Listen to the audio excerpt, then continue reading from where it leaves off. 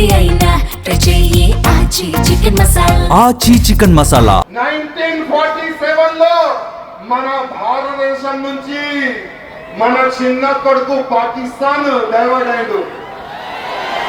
మన భారతదేశం నుంచి ఈ పాకిస్తాన్ 47 లో డైవర్ట్ అయిన తర్వాత మన ఇక్కడ నుంచి తమ్ముళ్ళారా, మన ఇక్కడ నుంచి జోగేంద్రనాథ్ మండల్ గారిని అదే జిన్నా అప్పుడు పాకిస్తాన్ కి ప్రధానమంత్రి అయ్యిండు.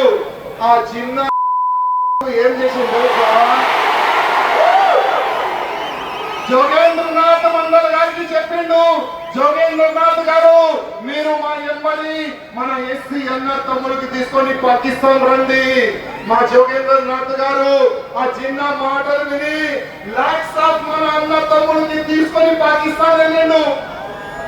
లక్షలు దాంట్లో ఎస్సీ అన్న తమ్ముడు తీసుకొని పాకిస్తాన్ వెళ్ళిన తర్వాత అక్కడ ఏమైంది తెలుసా? మన ఎస్సీ అన్న తమ్ముడికి మన అక్క చెల్లెలకి ఏ విధంగా వాళ్ళు నరికినారు తెలుసా మీకు? చాలా వరకు మన హిందువులకి తెలియదు, చాలా వరకు మన హిందువులకి తెలియదు. జిన్నా చనిపోయిన తర్వాత ఒక కొత్త ప్రధానమంత్రి పాకిస్తాన్ కి అయిండు, లియాఖత్ అలీ ఖాన్. అక్కడ ప్రధానమంత్రి అయిన తర్వాత ఆయన ఫస్ట్ టార్గెట్ ఏం చేసిండు? హిందువుల్ని చంపాలి, హిందువులని నరకాలి.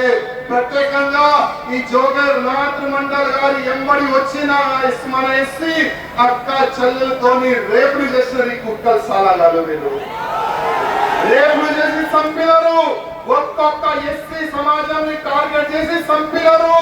చాలా వరకు మన ఎస్సీ సమాజాన్ని అక్కడ ఖతం చేసిన తర్వాత జోగేంద్రనాథ్ మండల్ గారు లియాఖత్ అలీ ప్రధానమంత్రి గారి దగ్గర వెళ్ళిండు. ఎందుకంటే జోగేంద్రనాథ్ మండల్ గారికి అప్పుడు కానూన్ మంత్రి చేసినారు, కానూన్ మంత్రి లా అండ్ ఆర్డర్ మెయింటైన్ చేయడానికి కానూన్ మంత్రి చేసినారు అప్పుడు. కానీ ఇదే లియాఖత్ అలీ ఏం చెప్పింది తెలుసా? జోగేంద్రనాథ్ మండల్ గారు అన్నాడు మా ఎస్సీ అన్న తమ్ములకి ఈ పాకిస్తాన్ లో చంపుతున్నారు. అదే లియాఖత్ అలీ ఏం చెప్పిండు? ఓ అయ్యా ఈయన చిన్న చనిపోయిండు, నువ్వు కూడా భారతదేశం వెళ్ళిపో, లేకపోతే నీ కూడా చంపేస్తాం. ఆ కానూన్ మంత్రి ఆ పోస్ట్ రిజైన్ చేపించిన తర్వాత మన జోగేంద్రనాథ్ మండల్ గారు ఒక పవర్ లో ఉండే ఆయన అయితే భారతదేశంలో వచ్చేసిండు. కానీ పాకిస్తాన్ లో టార్గెట్ చేసి మన ఎస్సీ అన్న తమ్ముడికి చంపేసిన తమ్ముళ్ళారా. ఆ సమయంలో కూడా జై భీమ్ చెప్పి మన ఎస్సీ అన్న తమ్ముడికి చంపినారు. ఇవాళ కూడా జై భీమ్ ఆ స్లోగన్ తీసుకొని వచ్చి అరే మీరు ఎస్సీలు, మీరు హిందూ గారు, మీరు ఎస్సీలు ఒకప్పుడు మీకు గుడిలో రానియలే, ఒకప్పుడు ఇది చేసినారు అది చేసినారంటే చాలా వరకు మన ఎస్సీ అన్న తమ్ముడికి మన నుంచి దూరం చేస్తున్నారు.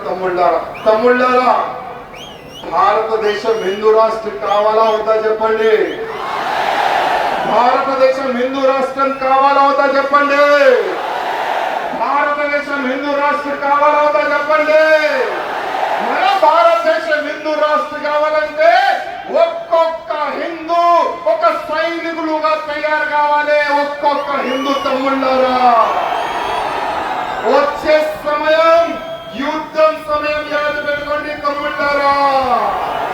భారతదేశం హిందూ రాష్ట్రం ఇట్లా కాదు, దానికి ఒక పెద్ద యుద్ధం చేయాలి.